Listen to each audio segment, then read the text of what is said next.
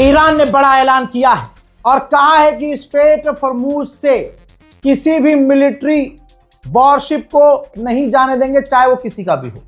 और अगर जबरदस्ती किसी ने घुसने की कोशिश की तो हम मिलिट्री एक्शन लेंगे। यहां पर यह भी क्लियर कर दूं कि ईरान ने यह नहीं कहा कि आम टैंकरों को जाने नहीं देंगे। टैंकर जा सकते हैं, शर्त यह है ईरान से परमिशन ली जाए, ईरान को फीस भरी जाए और फिर वहां से निकले। ईरान ने बिल्कुल साफ कर दिया है, बातचीत लगातार चल रही है, 12-18 घंटे हो चुके हैं, बातचीत हो रही है, लेकिन ईरान का यह बयान बता रहा है कि ईरान कहीं नहीं झुका। ईरान कह रहा है कि भैया हम स्ट्रेट ऑफ हॉर्मूज से किसी भी मिलिट्री जहाज को जाने नहीं देंगे और जाना है तो जाओ, जो हमारी कंडीशन है मानो। उधर अमेरिका ने एक बड़ा कांड और किया है। अब आप समझ सकते हैं इससे कि अमेरिका खुद बातचीत खराब भी कर रहा है। दोस्तों, ईरान के कुछ सीनियर ऑफिशियल्स जो गवर्नमेंट में हैं या सरकार के साथ काम करने वाले हैं, उनके कुछ दूर के रिश्तेदार अमेरिका में सालों साल रह रहे थे, शिफ्ट हो गए थे, ग्रीन कार्ड ले लिया था उन्होंने। अमेरिका ने उनका ग्रीन कार्ड कैंसिल कर दिया है। समझ रहे हो, ग्रीन कार्ड अमेरिका का आसानी से नहीं मिलता, लेकिन वो रद्द हो गया है।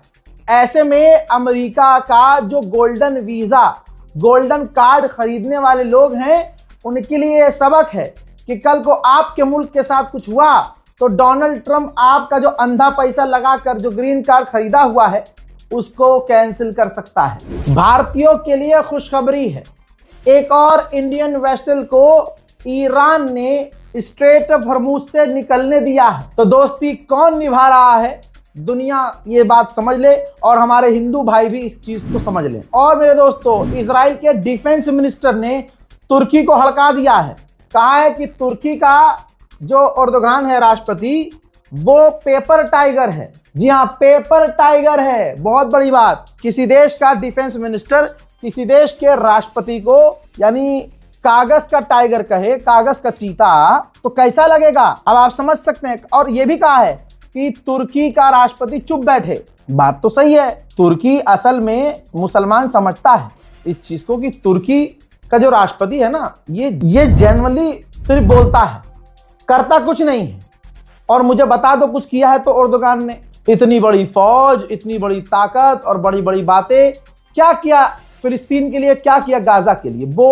मतलब आप समझ लो, ईरान ने तो मिसाइलें तक दागी थी पिछली जंग में, याद होगी आपको। तुर्की ने क्या किया, तुर्की हमेशा सेफ खेलता है क्योंकि मैं नेटो का मेंबर हूं, अमेरिका से F-35 लेना है, बहुत सारी चीजें हैं। और ये भी रिपोर्ट्स